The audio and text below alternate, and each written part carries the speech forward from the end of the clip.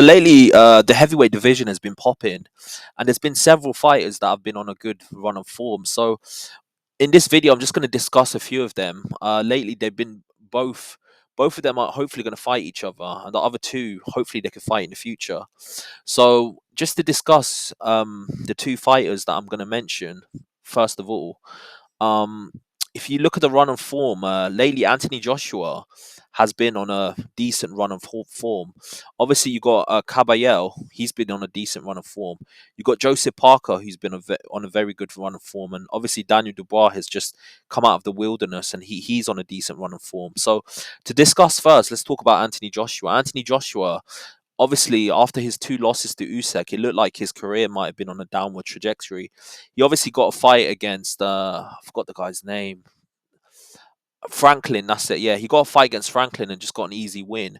And then since then, I think he fought Hellenius, managed to beat him. But then since then, he obviously got a high-profile win against Otto Wallin. Now, the Otto Wallin win, the reason why that had so much hype around it was because obviously Otto Wallin had a fight against Tyson Fury, and he gave Tyson Fury all he can handle with the cut and everything. And then obviously Otto Wallin, by all consensus, is seen as a top 10 contender. So it was an admirable and a great win, just from the perspective of the rankings, and also if you take into account um, the fact that he gave Tyson Fury, who at the time was seen as the top heavyweight champion of the time, all he can handle. It generally aged quite well. Then after, obviously, he beat Otto Wallin via KO stoppage, corner stoppage. He had a win against Francis Ngannou, and he managed to stop him. Now, Francis Ngannou was coming off the eve of a very good fight against Tyson Fury, and obviously, a lot of people thought, myself included, that he beat Tyson Fury. He managed to drop him, and I thought, in my opinion, on my scorecards, he actually beat him.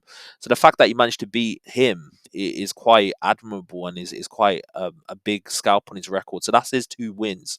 Next, you got Kabayel. Now, Kabayel has been a bit of a dark horse. Obviously, he's got a win against. I think he won the European title when he beat Chisora back in the day, and that win has aged quite well because Chisora has obviously got a win now over Joyce, who was seen as a top 10 heavyweight in the rankings. But then when you take into account, after he got that win against Chisora, he went into the wilderness for a little bit, and his career seemed like it went off the rails. But then a couple of years later, he managed to get a win against Makhmudov. Now, Makhmudov was on a bit of a tear. This guy was knocking everyone out, and he was a big guy, and everyone was like, this guy's a monster." The fact that Kabayel managed to knock him out, not only did he knock him out, he made it look quite easy as well. He made it. Um, he made it Makhmudov just look completely out of his depth, and not only did he beat him, he knocked him out. So it's not like he outboxed him, even though he had the ability to do so. He managed to stop him. So that was an incredible win. And then his next win after that was against Frank Sanchez. Now, Frank Sanchez was this Cuban with a bit of a Cuban amateur record, got the amateur pedigree, and nobody wanted to fight this guy. And he's managed to beat Frank Sanchez. So Caballero for a long time has been a dark horse, but he's been taking on opposition that nobody wants to fight. Nobody wanted to fight Makhmudov because of his KO punching power, and nobody wanted to fight Frank Sanchez because of the fact that he's a very technical boxer. And Caballero has managed to beat both of them, so fair play to him. He's on a very good tear of form as well. Next, and the fact is, I think if he was to fight Usyk, I think he's got a very good chance of giving him the best fight. I'm not saying he's gonna necessarily beat him, but in terms of giving him a good fight, I think he can definitely give him a good fight. Next, we obviously got Joseph Parker. Now, Joseph Parker was ironically, he lost to Joyce, and everyone's like, this guy, his career's finished. Look at the way he lost to Joyce, and then ironically, he bounced back with a few wins against low opposition, but then he went in there against Wilder, and he's managed to beat Wilder. Now, Wilder at the time was highly ranked. A lot of people were thinking, if Wilder can get past Parker, then he can get a fight against Anthony Joshua. And obviously, Parker's already fought Anthony Joshua in a unification. Obviously, he lost that fight. It was a bit of a boring fight, but he managed to at least get into the ring with him, which we can't say about Wilder. Now, obviously, Parker's already beat Wilder in a very good showing, and then after that, he had another fight against Zhang, and Zhang is a monster. We've seen what he done to Joyce; he knocked him down twice, and even though it wasn't the most clear win, the fact that Parker's managed to bounce back from his loss to Joyce, and he's managed to beat Wilder and Zhang. He's probably got the most highest um, recognized names on his resume if you compare him to his peers, like the likes of Anthony Joshua and Caballel. And then finally, we get into the most um, obviously. Parker has obviously already become a world titleist. For the last decade or so, he's been in the top five for a long time. So, and the funny thing is, he's still a relatively young man for heavyweight. For heavyweight, he's very young. So hopefully that we get to see a lot more from Parker. And then obviously, finally, we get to Daniel Dubois. Daniel Dubois had a great run of form. Obviously, he lost to Usyk. A lot of people thought he quit in that fight. Obviously, before that, he lost to Joyce as well. So it's crazy. The two people on this list that I'm mentioning, Joseph Parker and Daniel Dubois, both of them have got losses to Joyce. But the funny thing is, if you look at it now, their careers are looking up on a more upward trajectory. While Joyce, a lot of people are telling him he should retire. Obviously, he's lost to Chisora, but it's crazy the way the sport changes.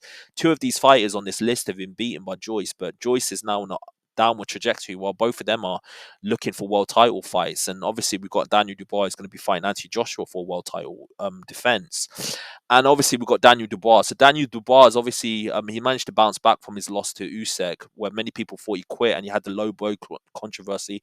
He beat Big Baby Miller in Saudi, and that was a very good fight. It was a very good showing. He showed his stamina, he showed his speed, he showed a lot of things. He showed his heart, his grit, his determination, and then obviously, finally, he managed to stop him in the last round, which is quite that's quite impressive because Miller's got a great chin, he's got great cardio, throws a lot of punches, and then he managed to beat Hergovich. And that was an impressive showing because a lot of people thought Hergovich was the future. They thought he was going to be the one to take over the heavyweight division after Usyk retired. But um, Daniel Dubois managed to beat the fight out of him. And these are two aggressive men who thought they had the beating of Daniel Dubois. Daniel Dubois, they're seen as a guy who's quitting fights and such.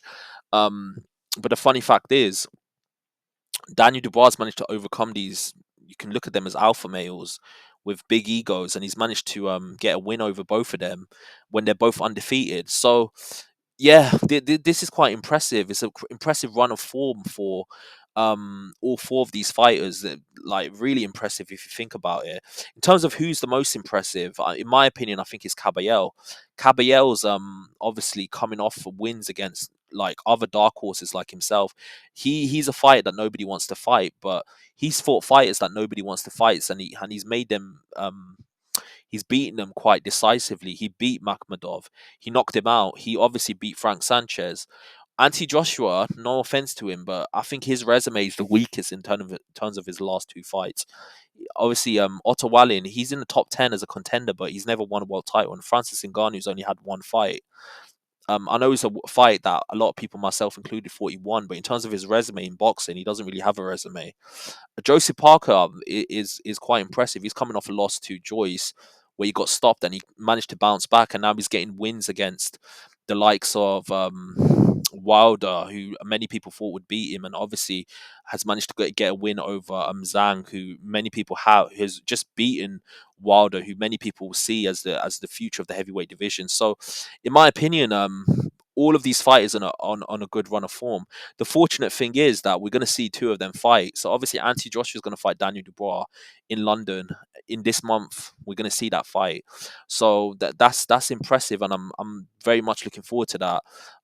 It's going to be a great fight, and obviously we're all dying to see what's going to happen there. It's almost a pick 'em fight. Because obviously Daniel Dubois.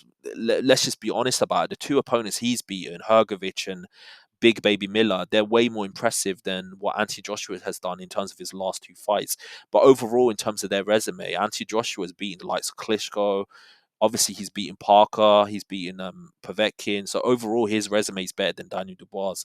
But in terms of the last two fights, I think Daniel Dubois looks like he's coming on strong, and he doesn't look like he's intimidated by AJ either. So Yeah, in my opinion, this is impressive. This is but everyone in the heavyweight division, especially these four fighters, they're trying to get it in, and they're trying to get wins, and they're trying to bolster their name, and they're trying to get somewhere. So this is quite an impressive resume that all of these fighters have got. Who do you think has got the best resume? Tell me what you think below, and like and subscribe to the channel. I've got a lot more content coming your way. Peace.